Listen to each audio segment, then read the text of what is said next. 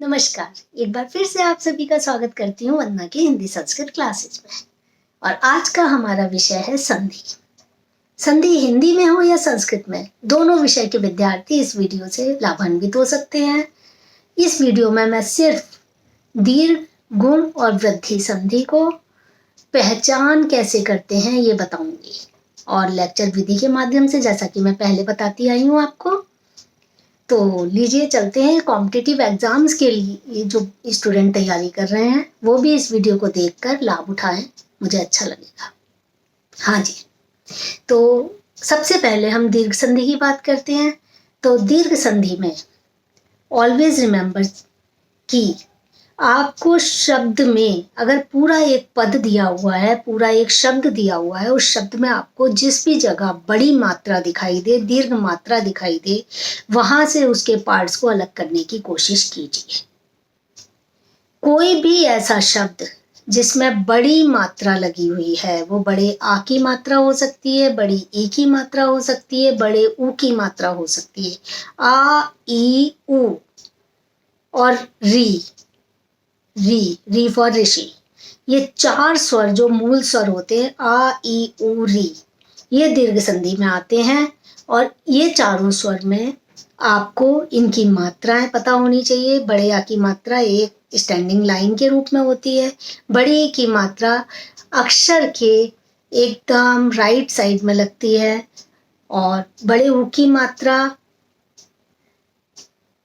पैर के नीचे लगाई जाती है, और रा में पेट पर लगती है। रा में जो बड़े ऊ की मात्रा होती है उसे लगाने का ढंग आपका सही होना चाहिए, अदरवाइज उसमें आपके मार्क्स कट सकते हैं।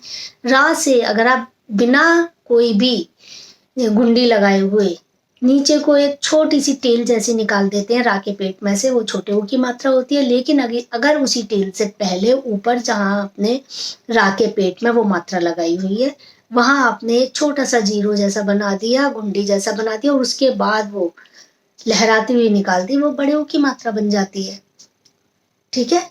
और गुंडी के बाद एकदम हलंत वाली साइड में अगर आप उसको की लाइन को खींच देते हैं, वो बड़े ऊ की लाइन होती है। लेकिन अगर उसको लेफ्ट साइड में ले जाते हैं गुंडी के बाद, वो छोटे ऊ की मात्रा हो जाती है।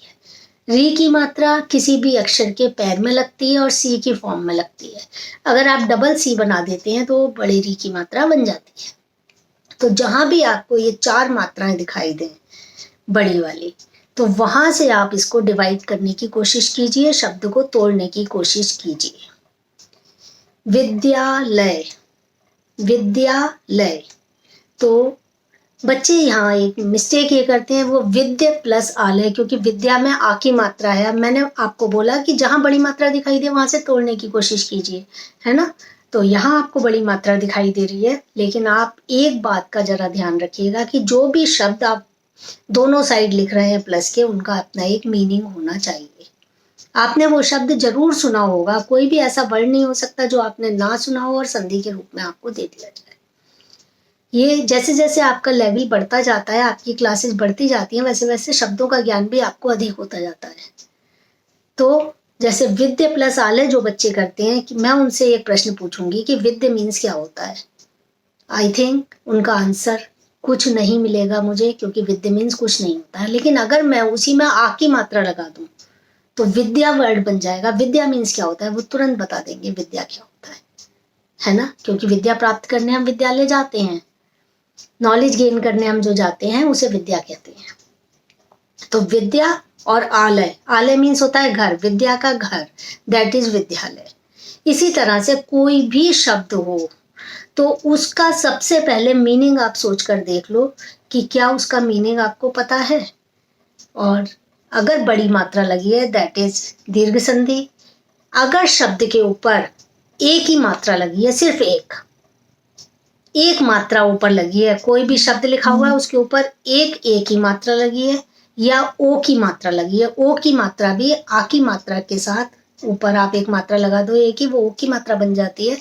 तो अगर शब्द के ऊपर सिंगल मात्राएं लगी हैं, वो ए की भी हो सकती है, ओ की भी हो सकती है, तो वो होती है गुण संधि। और वहीं से आपको संधि विच्छेद करने की कोशिश करनी चाहिए।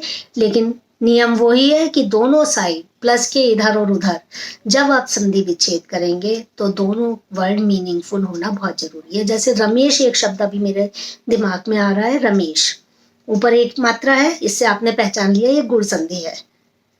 अगर कोई बड़ी मात्रा है दैट इज दीर्घ संधि, लेकिन ऊपर एक मात्रा है वो ओ की हो या ए की हो दैट इज गुण संधि। तो आपने रमेश में पहचान लिया कि एक मात्रा ऊपर लगी है, ये गुण संधि है। अब इसका विच्छेद अगर आपको करने को कहा जाए तो कुछ बच्चे कर देते हैं रम प्लस ईश। ईश मीन्स तो भगवान होता है, लेकिन रम मीन्स क्या होता है? रम शब्द का अपना वैसे कोई मतलब नहीं है। रम एज ए वर्ब हम संस्कृत में यूज करते हैं, लेकिन उसके नीचे हलंत लगा होता है। यहाँ रम में हलंत नहीं लगा हुआ है ना, रम धातु नहीं बन सकती है। तो रम मीन्स नथिंग, लेकिन जैसे ही आप इसमें आ की मात्रा जोड़ देंगे रमा, रमा मीन्स आपकी पार्वती का नाम है, लक्ष्मी का नाम है रमा, है ना। तो रमा एक नाम है जिस एक देवी को कहा जाता है। तो Rama plus Ish that is Ramesh. अब इन दो संधि के बाद एक और संधि है वृद्धि संधि। वृद्धि संधि की पहचान के लिए आपको क्या करना है, जैसे गुण संधि में ऊपर सिंगल मात्रा लगी है, लेकिन वृद्धि में ऊपर डबल मात्रा होगी। सेम मात्राएं होंगी लेकिन डबल डबल। आई की मात्रा दो मात्राएं, औ की मात्रा दो मात्राएं। गुण और वृद्धि में सिर्फ ये डिफरेंस है। आई की मात्रा या औ की मात्रा होगी, ऊपर जो डबल मात्राएं आती हैं वो वृद्धि संधि में आती हैं। तो हमने आज जाना कि दीर्घ संधि में बड़ी मात्रा, सिर्फ और सिर्फ बड़ी मात्रा वो आ की हो सकती है, ई की हो सकती है, ऊ की हो सकती है और रीफ और ऋषि की हो सकती है। ठीक है। गुण संधि में ए या ओ की सिंगल मात्रा शब्द के ऊपर, वृद्धि संधि में आई और औ की डबल डबल मात्राएं शब्द के ऊपर लगी होंगी। तो आपने पहचान, आपको एकदम समझ में आ जाएगा कि ये तीन संधियां कौन कौन सी हैं, अगर शब्द इनसे रिलेटेड आ रहे हैं तो। ठीक है। अच्छा, अब ये मैं आपको पहले ही क्लियर कर दूं, जैसे मैंने दीर्घ संधि में आपको बताया था कि 4 मूल स्वरों की मात्राएं होनी चाहिए। इसी तरह से गुण संधि में 2 पार्ट्स में डिवाइड करते हैं जब आप संधि विच्छेद को। तो पहले वाला पार्ट जो है, प्लस से पहले वाला पार्ट, वहां छोटा या बड़ा से रिलेटेड कोई भी वर्ड हो सकता है, जैसे रमा, महा, गण, गण प्लस ईश तो गण। अब यहाँ गणा नहीं कर सकते, गणा का कोई मतलब नहीं होता, गण होता है। गण मीन्स समूह। ठीक है, तो गण होता है। तो इस तरह से छोटे आग से रिलेटेड वर्ड या बड़े आग की मात्रा वाला शब्द होना चाहिए प्लस से पहले, और प्लस के बाद छोटी या बड़ी या फिर छोटा ऊ या बड़ा ऊ होना चाहिए। ठीक है। आ के बाद ई आए तो ए बन जाता है, पहला नियम। आ के बाद ऊ आए तो औ बन जाता है, दूसरा नियम। और तीसरा नियम, आ के बाद अगर रीफ और ऋषि आए तो अर बन जाता है, आ और राविद हलंत अर। और इस अर को लिखते समय जब हम शब्द में ऐड करते हैं तो बिल्कुल पूरा शब्द बनाकर, कहीं भी रा विजिबल नहीं होता। जहां रा की साउंड आती है उससे आगे वाले के सिर पर आप सी जैसी फॉर्म बना देते हैं, कार्य में जैसे बनता है। ठीक है, तो वो बन जाता है अर। ये 3 नियम है गुण संधि के। इसी तरह से वृद्धि संधि में भी प्लस से पहले सेम ही वर्ड होगा, अ या आ, ए या आ, छोटा या बड़ा। ठीक है, प्लस से पहले इसी वाले वर्ड से रिलेटेड, इसी अक्षर से रिलेटेड, इसी स्वर से रिलेटेड वर्ड होगा।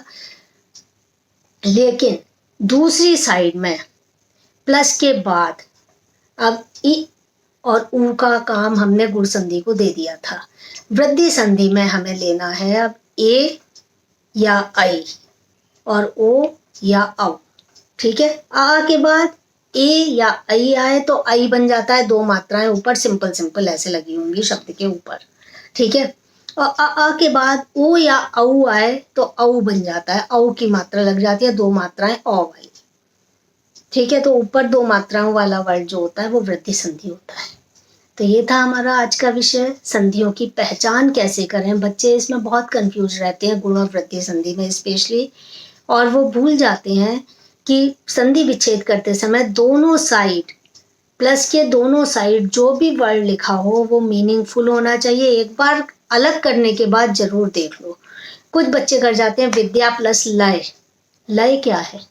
आलय। विद्या में लय, ये कोई मीनिंग नहीं हुआ। विद्या का घर, विद्या प्लस आलय। आलय एक ऐसा कॉमन वर्ड है ना, देव प्लस आलय, देवालय, कि आलय शब्द आप हमेशा जहन में रखो। और दीर्घ संधि में तो मोस्टली आ ही जाता है आलय से रिलेटेड एक वर्ड।